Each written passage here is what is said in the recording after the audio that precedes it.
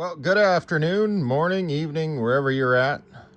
Let's shed some light on the subject here of lighting up the bay of your RV. Specifically on solar installs, it's important to have some light there, and the RV manufacturers don't always do the best job. And we do have some options because we're installing all this other Victron equipment. So let's talk about different ways we have started, kind of our evolution in our bay lighting.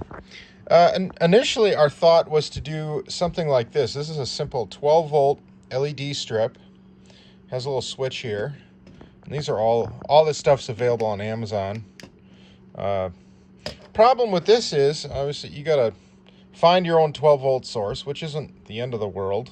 But you do have to splice in some wires and all that. And it's kind of a dumb light as far as you got to hit a switch to turn it on and off. Pretty bright, pretty sturdy, and easily mountable. So I don't know. Then we moved on to these styles. This is these are just RGB LED strips, and you can see this one here. It's pretty thin, and the way this one works, well, maybe I should light them up, but the way this particular one works, I'm not a big fan of. You can see it here. Each individual light is a red, green, blue. So you kind of got to stand back a little bit to really get the color effect that it's putting out. If you get real close to it, you actually see red, green, blue, and then it mixes with white. Maybe when we're done here, I'll turn them on. Yeah, I can do that for sure. Then we moved over to a little bit more of a higher end one. Same company. I mean, these are all in the like sub $10, $15 range options. We're not talking crazy. And of course, these are all powered by USB. Then this one is a little thicker here. And what's nice about this one is the individual, let's see if we can get this to focus. Yeah, there we go. The individual LEDs themselves are RGB. So these little dots will emit the color, and these are waterproof, a little thicker, a little more resistant to bumps and stuff. It's all covered in this plastic silicone kind of coating, where the LEDs are surface mounted. But definitely the cheapest option for sure.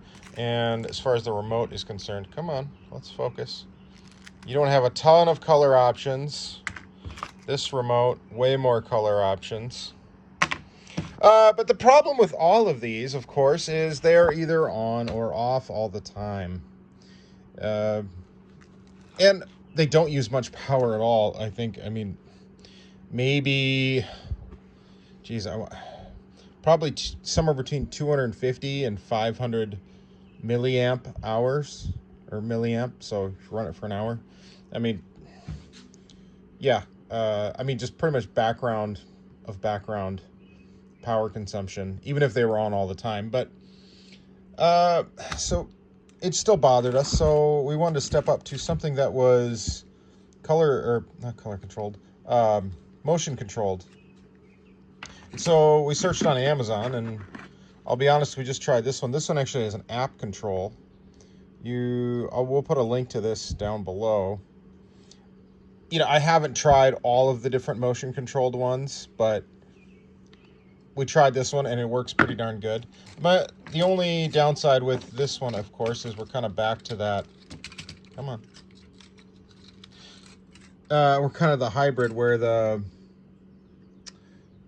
LEDs themselves are surface mounted, you can see there, but they are individually, the RGB color is all in one unit, or one diode array, whatever we want to call it.